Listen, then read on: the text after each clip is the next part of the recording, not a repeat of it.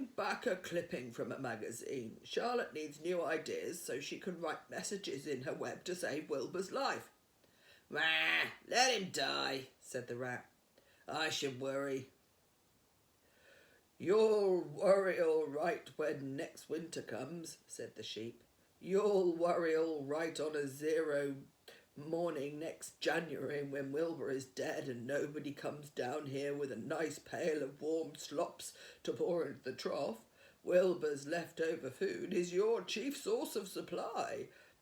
Templeton, you know that. Wilbur's food is your food.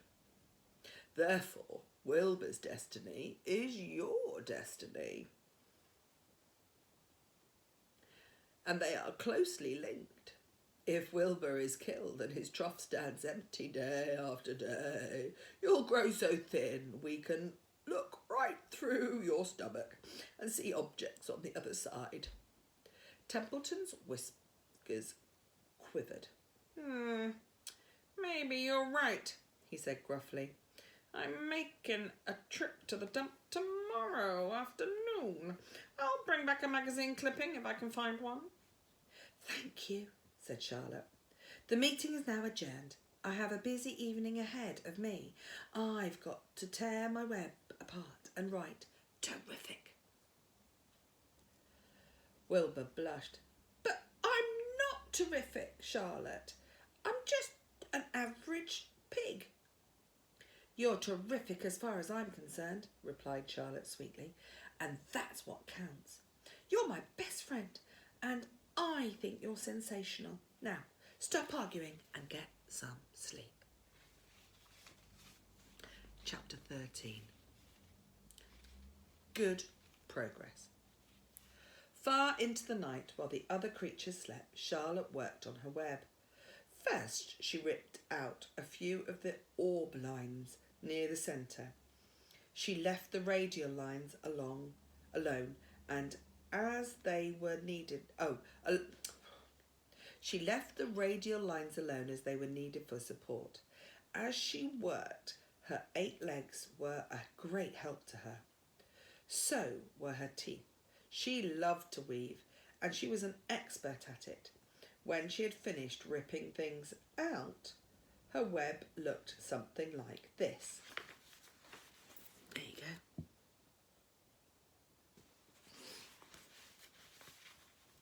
A spider can produce several kinds of thread. She uses a dry, tough thread for foundation lines, and then she uses a sticky thread for snare lines, the one that catch and hold insects. Charlotte decided to use her dry thread for writing the new message. If I write the word terrific with sticky thread, she thought, every bug that comes along will get stuck in it and spoil the effect. Now let's see. The first letter is T. Charlotte climbed to a point at the top of the left-hand side of her web. Swinging her spinnerets into position, she attached her threads and then dropped down. As she dropped, her spinning tubes went into action and she let out thread. At the bottom, she attached the thread. This formed the upright part of the letter T. Charlotte was not satisfied, however. She climbed up and made another attachment right next to the first. Then she carried the line down so that she had a double line instead of a single line. It will show up better if I make the whole thing with double lines. She climbed back up, moved over about an inch to the left, touched her spinneret to the web and carried the line across to the right, forming the top of her T. She repeated this, making it double. Her 8 legs were very busy.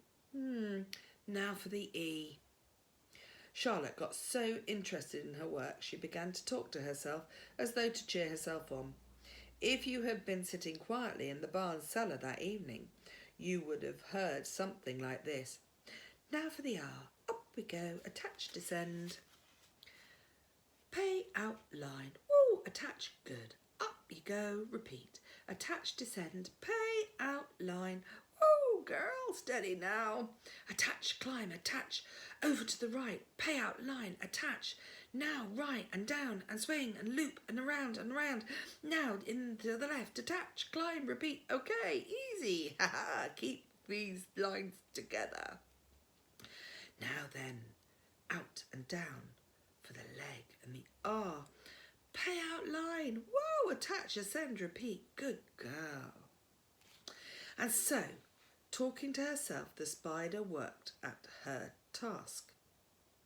When it was completed, she felt hungry, and she ate a small bug that she'd been saving. Then she slept. The next morning, Wilbur rose and stood beneath the web. He breathed the morning air into his lungs. Drops of dew catching the sun made the web stand out clearly. When Lurvy arrived with the breakfast, there was a handsome pig, and over him, woven neatly in block letters, was the word terrific. Another miracle.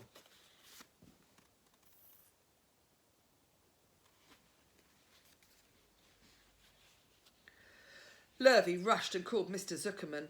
Mr. Zuckerman rushed and called Mrs. Zuckerman. Mrs. Zuckerman ran to the phone and called the Arables. The Arables climbed into their truck and hurried over. Everyone stood at a pig pen and stared at the web and read the word over and over, while Wilbur, who really felt terrific, stood quietly swelling out his chest and swinging his snout from side to side. Terrific, breathed Zuckerman in joyful admiration. Edith, you better phone the reporter on the Weekly Chronicle and tell him what has happened. He'll want to know about this.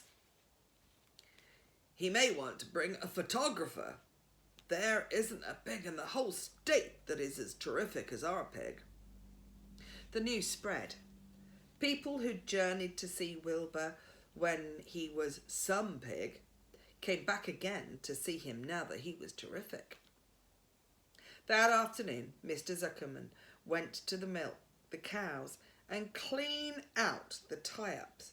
He was still thinking about what a wondrous pig he owned. Lurvy, he called, there is to be no more cow manure thrown down into the pig pen. I have a terrific pig. I want the pig to have clean, bright straw.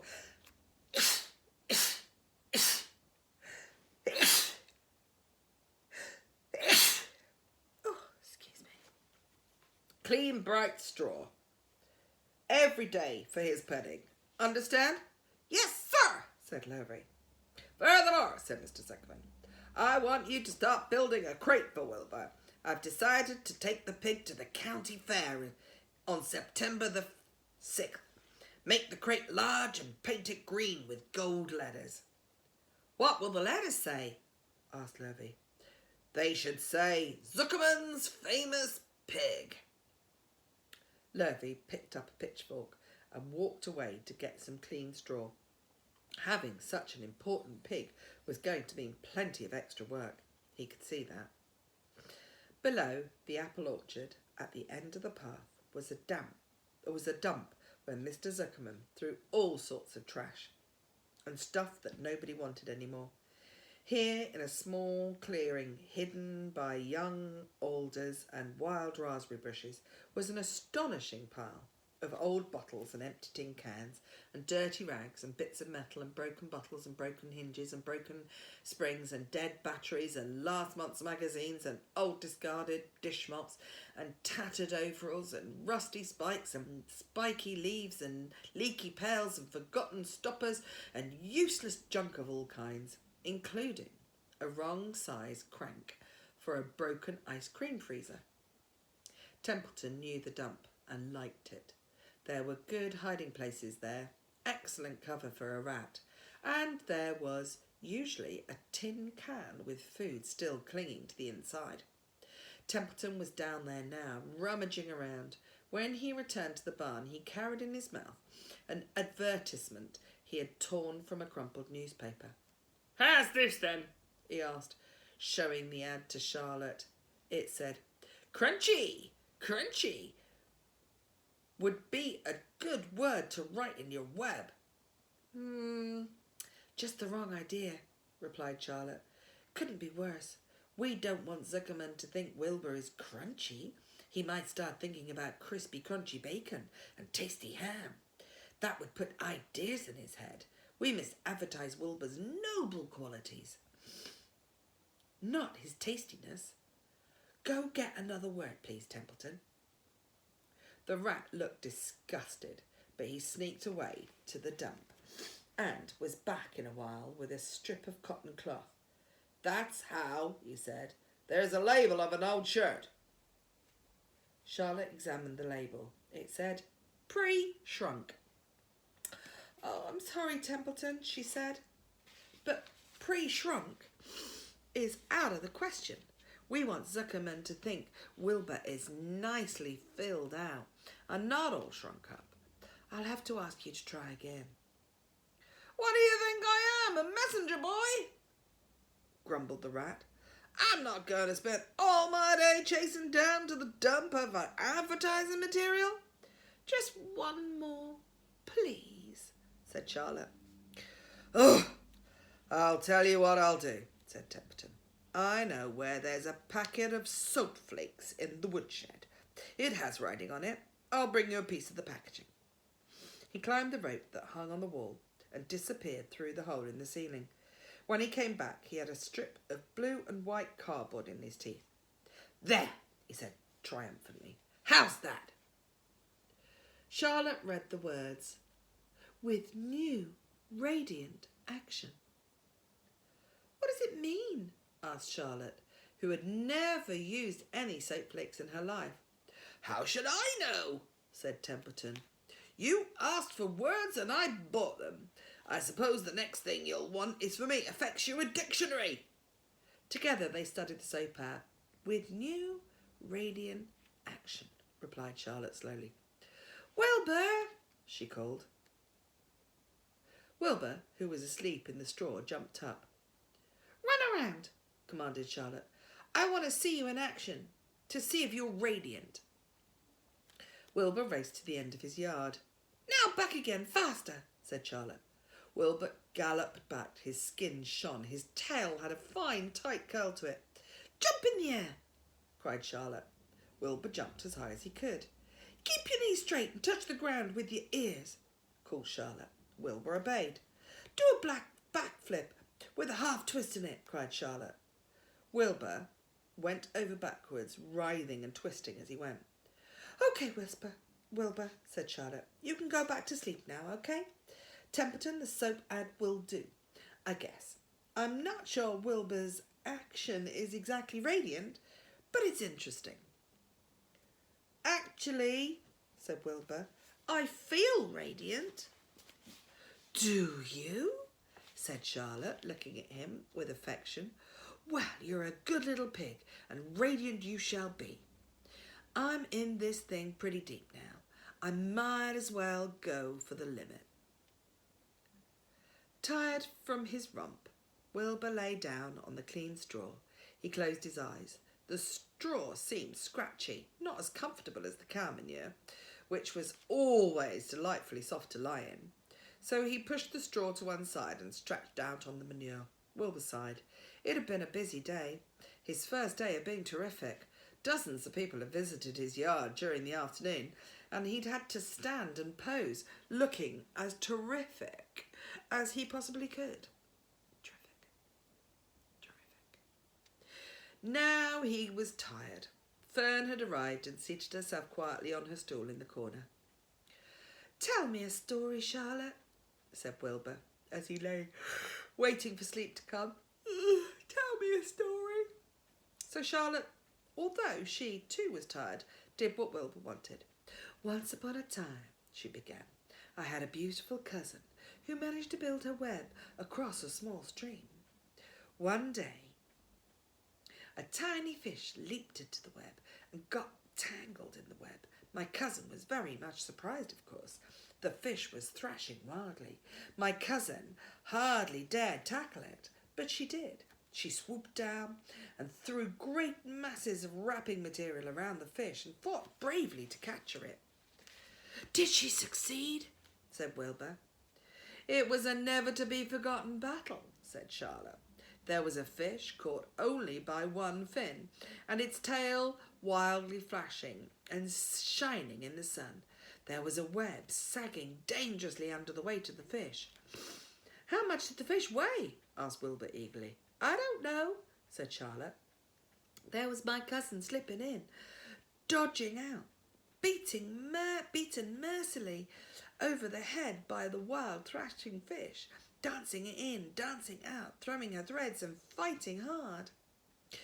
First, she threw a left around the tail. The fish lashed back.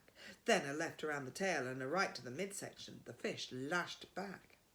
Then she dodged to one side and threw a right and another right to the fin.